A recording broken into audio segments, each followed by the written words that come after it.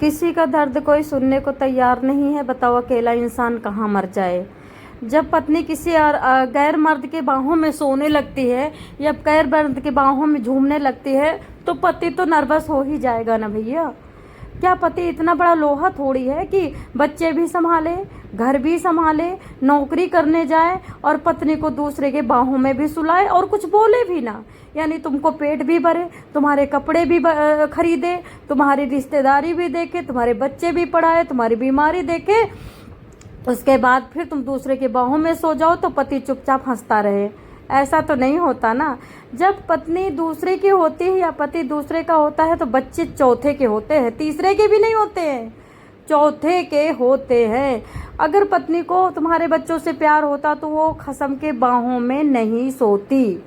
ये पत्नी, इनका क्या नाम दो यार। डायन भी अपना बच्चा छोड़ती है, अपना घर 3 घर छोड़ के वार करती है। डायन भी नहीं कहूँगी मैं इनको। तो दोस्तों ये एक मामला आया है, अशोकनगर एमपी का है। एक 14 अक्टूबर को क्या होता है, मियाँ बीवी में झगड़ा होता है और मियाँ बीवी में झगड़ा एक ड्रामेटिक होता है क्योंकि पत्नी को झगड़ा करना ही था। झगड़ा नहीं करती तो भागती कैसे, भागती नहीं तो प्रेमी के बाहों में सोती कैसे। पति पसंद नहीं था, कल पति थोड़ा सा एजेड और काला था। अरे जब काला था तो 2 बच्चे क्यों पैदा कर लिए भाई, तुरंत के तुरंत एक साल ढूंढ लेती जवान। तो 14 अक्टूबर को रात को झगड़ा होता है। हिम्मत सिंह की पत्नी लड़ाई करके अपना बैग उठाती है, भाग जाती है, 18 अक्टूबर तक नहीं आती है। अब इतना टूट जाता है हिम्मत सिंह, इतना टूट जाता है कि 2 बच्चों की पढ़ाई देखनी है, दिन भर नौकरी करना है, बड़ा सा घर है, घर में कौन रहेगा। बच्चे 8 साल का बेटा है, 13 साल की सरिता नाम की लड़की है। सरिता नाम की लड़की बड़ी क्यूट है, पढ़ने में बड़ी तेज है। 18 अक्टूबर को सो करके हिम्मत सिंह उठता है तो सुबह उठाता है बेटी को स्कूल ले जाने के लिए, किचन में जाता है, खाना बनाता है, टिफिन तैयार करता है। बेटी उठ ही नहीं रही थी, बेटी उठ ही नहीं रही थी। भाई को उठाता है, भाई उठ के नहा के आ जाता है। बेटी को उठाता, बेटी नहीं उठती है। बेटी नहीं उठती तो रोने लगता, चिल्लाने लगता, चीखने लगता। इतना बड़ा उम्र का बच्चा आदमी था, समझ गए बेटी को कुछ हो गया है। पड़ोसी आते हैं, पड़ोसी लेकर के भाग के हॉस्पिटल जाते हैं। डॉक्टर साफ मना कर देता है कि बेटी तुम्हारी मर चुकी है। डॉक्टर पुलिस को फ़ोन करता है, पुलिस को फ़ोन करके बताते हैं कि लड़की को मारा गया है और पोस्टमार्टम में लाश भेज देते हैं। पुलिस आती है, घर में देखती है तो कुंडी अंदर से बंद थी। बेटा रो रहा था, हिम्मत सिंह रो रहा था बेटी के मरने पे और सारे पड़ोसी भी दुखी थे। तो पुलिस पूछती है कि भाई ये बताओ तुम सुबह उठे तो बेटी कहाँ थी। तो हिम्मत सिंह कहता है कि मेरे बगल में सोई थी। तो हिम्मत सिंह से पुलिस कहती है कि ये बताओ कि कितने लोग तुम्हारे दुश्मन हैं, कितने दोस्त हैं। हिम्मत सिंह कहता है 12 से 14 घंटा काम करता हूँ, दुश्मनी और दोस्ती करने का टाइम नहीं, मेरा कोई दुश्मन नहीं है।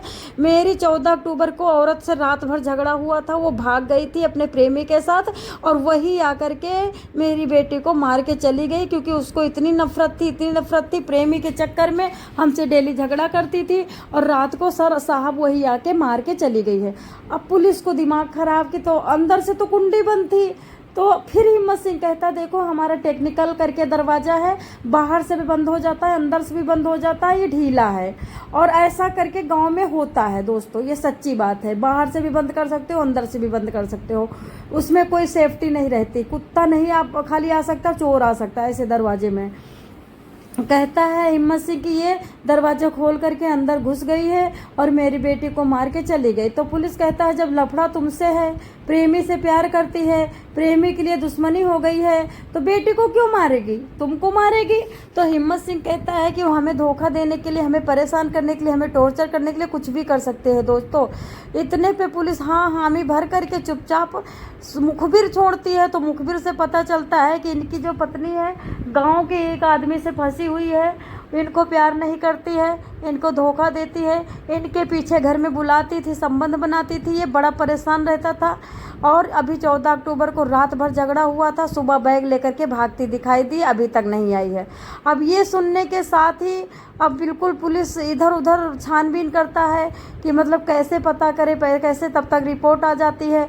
वहाँ पे जब पुलिस आई थी तो देखा कि जिस बेड पे लड़की पड़ी थी उस पर एक तौलिया था, तौलिया को अपने कब्जे में करती है। उसके बाद रिपोर्ट में गला दबा के हत्या लिखी थी। तो अब पुलिस इधर उधर मुखबिर छोड़ करके और सब चीज़ से परेशान हो गई थी। दुश्मन भी कोई नहीं था, बीबी का पता लगा रही थी, बीबी भी नहीं थी। अब उसने कहा कहाँ से पता करूँ, कहाँ से पता करूँ। तो पुलिस ने देखा कि लड़का बहुत रो रहा था, 8 साल वाला। 8 साल वाले लड़के को बुलाती है पुलिस, बोलती है कि बेटा आप बताओगे रात में क्या कहाँ थे तुम। तो बेटा मतलब बेटे से इतना घुल मिल जाती है पुलिस, उसको चॉकलेट देती है, उसको गोदी में लेती है। अब बेटा फपक के और रोने लगता है। तो पुलिस कहती बेटा अब मैं कुछ तो नहीं कर सकता, तुम्हारी बहन तो नहीं ला सकता। लेकिन वो बेटा बताता मेरी दीदी मुझे बहुत प्यार करती थी, डेली चॉकलेट देती थी, मुझे गले लगाती थी, मुझे मेरा सारा ख्याल रखती थी, मेरा टिफिन देती थी। मेरी दीदी नहीं है, अब इसीलिए रो रहा हूँ। तो पुलिस कहता बेटा तुम्हारी दीदी तो नहीं ला सकता, लेकिन जिसने भी तुम्हारी दीदी से तुमको दूर किया है उसको मैं भी जहन्नुम भेजूंगा। इतना सुनते हैं बेटे को थोड़ा संतुष्टि आती है कि मेरी दीदी का कुछ तो इंसाफ मिलेगा। बेटा जो बात बताता है दोस्तों, इस नफरत की आग में 13 साल की सरिता का ऐसे भेजा गया था जहन्नुम, ऐसे भेजा गया था। प्यार अरे तुम्हारी बीबी करती थी, बेटे की तो गलती नहीं थी भैया, लेकिन क्या कर सकते हैं।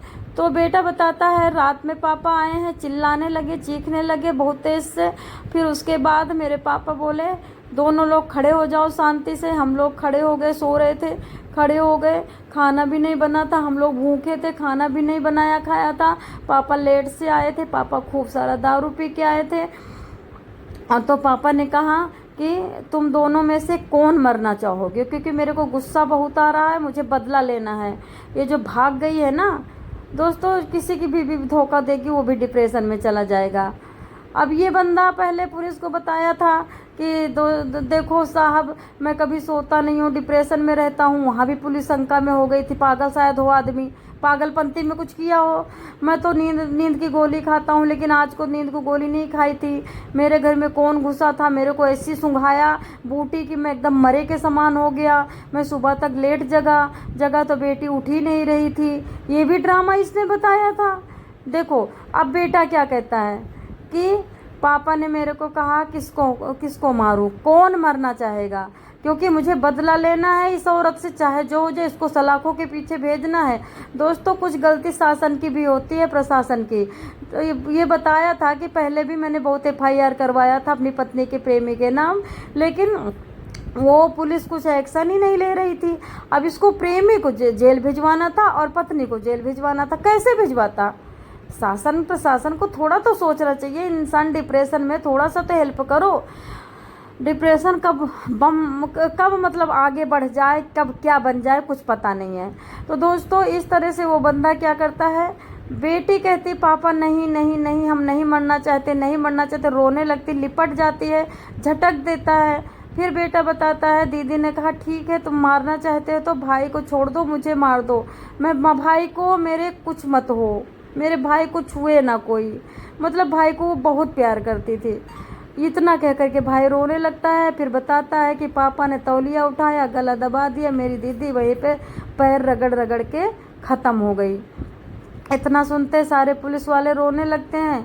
अब इसको पकड़ा जाता है, तब ये बताता है कि साहब मैं तंग आ गया था, मैं इतना जलने लगा था अंदर से, इतनी जलन होने लगी थी। FIR के बाद भी, सारे सबूतों के बाद भी पुलिस नहीं इसको अरेस्ट कर रही थी। ये जब भी आती घर में धमक जाती, घर में क्लेश करती, लड़ाई करती, झगड़ा करती, सामान उठा ले जाती, प्रेमी के साथ कमरे में बंद हो जाती, कोई पड़ोसी साथ नहीं दे रहा था, मैं कुछ कर नहीं पा रहा था। तो पुलिस कहता है यार गलती तो कोई और कर रहा था, तो आपको मारना भी था तो मासूम को तो छोड़ ही देता ना, मारना तो उसे भी नहीं चाहिए था, तलाक ले लेता, उसे छोड़ देता, उससे रिश्ता ख़त्म कर लेता। मारने के लिए गुनाहगार कोई और था, मार किसी और को दिया। तो दोस्तों धोखा से बड़ा दुनिया में कुछ भी नहीं है। मैं बार बार कहती हूँ अगर आपको कोई धोखा देता है तो ये मान के चलो आप मर जाओगे, आप जिंदी लाश की तरह सुलग सुलग के जियोगे, कहीं डिप्रेशन में चले जाओगे, कहीं मरीज बन जाओगे। धोखा खाया हुआ इंसान का अलग से फेस दिखाई देता है, कभी हंसता नहीं है, और कभी हंसता भी है तो बनावटी हंसी हंसता है, क्योंकि धोखा हुआ खाया हुआ इंसान टूट जाता है, मर जाता है, मोड़ जाता है और एकदम से चेंज हो जाता है, विकलांग हो जाता है, बदहवास हो जाता है। उस बाप ने जो भी किया डिप्रेशन में किया, सारी गलती बीबी की थी, लेकिन उस बाप को अपने हाथ में कानून नहीं लेना चाहिए था। अगर उसे खुंदक आई हुई थी तो ये खुंदक सारा बीबी पे उतारता ना। जो हवासी बुढ़िया थी, हवासी बुढ़िया को कुचलता। बेटी की तो कोई गलती नहीं थी, तो ये नफरत की आग थी।